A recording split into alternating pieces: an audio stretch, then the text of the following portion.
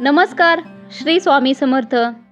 मित्रांनो, तुम्ही कधी श्री स्वामी चरित्र सारामृत वाचायला बसलात आणि मनात असा विचार आला आहे का, मी हे योग्य पद्धतीने वाचत आहे ना, माझ्याकडून काही चूक तर नाही होत नाही, स्वामी माझी प्रार्थना ऐकतील का, माझ्या मनातील इच्छा पूर्ण होईल का?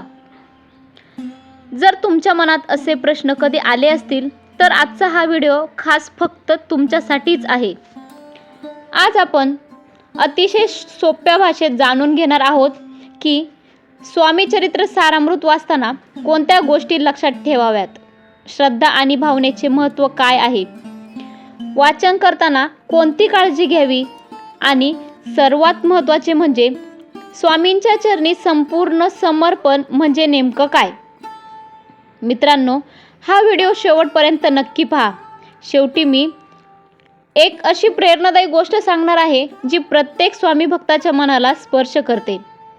चला श्री स्वामी समर्थांचे नामस्मरण करून सुरुवात करूया. श्री स्वामी समर्थ. सर्वप्रथम एक गोष्ट समजून घेऊया. श्री स्वामी चरित्र सारामृत हा केवळ कथा संग्रह नाही, हा अनेक भक्तांसाठी श्रद्धा, भक्ती, गुरुसेवा आणि आत्मविश्वासाचा मार्ग दाखवणारा एक पवित्र ग्रंथ मानला जातो. या ग्रंथामध्ये स्वामी समर्थांच्या विविध लीला, भक्तांवरील कृपा आणि अध्यात्माचा संदेश सांगितला आहे. या ग्रंथाचे वाचन करताना सर्वात महत्त्वाची गोष्ट म्हणजे श्रद्धा. कारण ग्रंथातील शब्द वाचणे एक गोष्ट आहे, पण त्या शब्दांचा अर्थ मनात उतरवणे ही खरी साधना आहे. अनेक जण विचारतात, कोणत्या दिवशी वाचन सुरू करावे? अनेक भक्त गुरुवारी वाचन सुरू करणे शुभ मानतात, कारण गुरुवार हा गुरुतत्वाशी जोडलेला दिवस मानला जातो. मात्र जर एखाद्याला गुरुवारी सुरुवात करणे शक्य नसेल तर मनापासून कोणत्या दिवशी सुरुवात केली तरी श्रद्धा अधिक महत्त्वाचीच असते. वाचन सुरू करण्यापूर्वी स्वामींच्या चरणी नम्र प्रार्थना करा. मनात म्हणा, श्री स्वामी समर्थ, मी माझ्या बुद्धीनुसार हे वाचन सुरू करत आहे. माझ्याकडून काही चुका झाल्या तर मला क्षमा करा. माझे मन शांत, स्थिर आणि सात्विक ठेवा. इतकी साधी प्रार्थना ही मनाला मोठा आधार देते. दुसरी महत्त्वाची गोष्ट म्हणजे सातत्य. आज 2 अध्याय, उद्या काहीच नाही, मग पुन्हा काही दिवसांनी वाचन, असे करण्यापेक्षा रोज थोडेसे वाचन अधिक चांगले ठरते. स्वामींना वेळेचे मोजमाप महत्त्वाचे नसते, मनातील भक्ती महत्त्वाची असते. तिसरी गोष्ट म्हणजे स्वच्छता. शक्य असल्यास स्नान करून स्वच्छ वस्त्रे परिधान करून शांत ठिकाणी बसून वाचन करा. मनात राग, मत्सर, द्वेष किंवा अहंकार ठेवून वाचन केल्यास आपले मन एकाग्र होत नाही.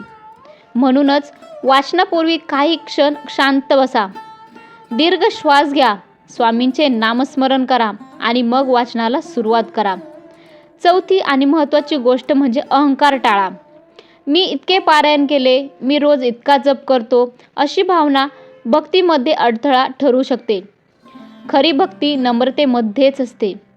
स्वामींच्या चरणी आपण सर्व समान आहोत. 5वी गोष्ट म्हणजे नामस्मरण. वाचनापूर्वी किंवा वाचनानंतर काही वेळ श्री स्वामी समर्थ या मंत्राचा जप केल्याने मन अधिक स्थिर होण्यास मदत होते. 6वी गोष्ट म्हणजे संयम.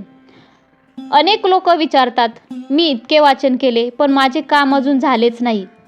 मित्रांनो, ही गोष्ट प्रत्येक वेळेची गोष्ट असते. भक्ती म्हणजे व्यवहार नाही.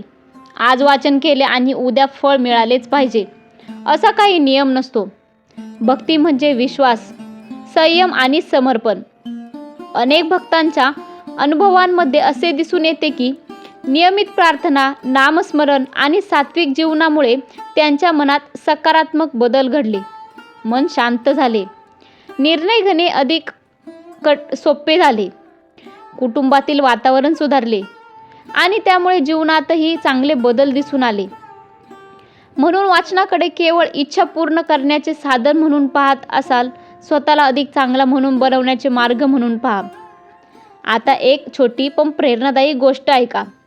एका भक्तावर अनेक संकटे आली होती. नोकरी नव्हती, घरात तणाव होता, मन पूर्णपणे खचून गेले होते. एक ज्येष्ठ स्वामी भक्तांनी त्याला सांगितले, दररोज श्रद्धेने स्वामींचे नामस्मरण कर, चरित्राचे वाचन कर, पण त्याबरोबर प्रयत्नही सोडू नको. त्या भक्ताने नियमित प्रार्थना सुरू केली, नामस्मरण सुरू ठेवले, स्वतःचे प्रयत्नही चालूच ठेवले. काही महिन्यांनी त्याला योग्य काम मिळाले. घरातही वातावरण सुधारले. तो नेहमी म्हणायचा, स्वामींनी माझे नशीब एका दिवसात बदलले नाही, पण माझ्यात बदल घडवला आणि त्या बदलामुळे माझे आयुष्य जास्त सुखकर झाले. यामधून आपल्याला एक मोठा संदेश मिळतो. स्वामींची कृपा आपल्याला धैर्य, विवेक, योग्य दिशा आणि संकटाचा सामना करण्याची शक्ती देते. म्हणून कोणतीही अडचण आली तरी श्रद्धा सोडू नका. स्वामींवर आपला विश्वास कायमचा राहू द्या आणि नेहमी आपल्या जीवनामध्ये चांगले कर्म काम करीत चला. कारण चांगलं कर्म करणं म्हणजेच आपल्यासाठी छान अशी गुंतवणूक करून ठेवण्यासारखंच आहे. त्याचे फळ आपल्याला लवकरात लवकर आणि चांगल्या रीतीने भेटते. म्हणून आयुष्यामध्ये चांगली कामे करणे कधीच सोडू नका. प्रामाणिक प्रयत्न कायमस्वरूपी करत राहा. कारण प्रामाणिकपणे केलेले प्रयत्न हे म्हणजे देव बाप्पा आपल्याला कुठे ना कुठे त्याचे शुभ फळ देतच असतो. आणि प्रत्येक दिवसाची सुरुवात ही आपल्या स्वामींच्या नामस्मरणाने करा. मित्रांनो, आजची माहिती तुम्हाला आवडली असेल तर हा व्हिडिओ नक्की लाईक करा, शेअर करा. तुमच्या स्वामी भक्त मित्रांपर्यंत हा संदेश पोहोचवण्यासाठी व्हिडिओला जास्तीत जास्त शेअर करा. आणि अशाच धार्मिक, माहितीपूर्ण आणि प्रेरणादायी व्हिडिओसाठी आपल्या मराठी भक्तिसागर या यूट्यूब चॅनलला सबस्क्राईब केले नसेल तर प्लीज सबस्क्राईब करायला विसरू नका. आणि ही माहिती जर आवडली असेल तर प्रत्येकाने कमेंटमध्ये श्रद्धेने श्री स्वामी समर्थ नक्की लिहा. श्री स्वामी समर्थ महाराजांची कृपा आपल्या सर्वांवर सदैव राहो हीच स्वामी चरणी प्रार्थना. श्री स्वामी समर्थ. जय जय स्वामी समर्थ. हरि ओम. शांती शांती शांती.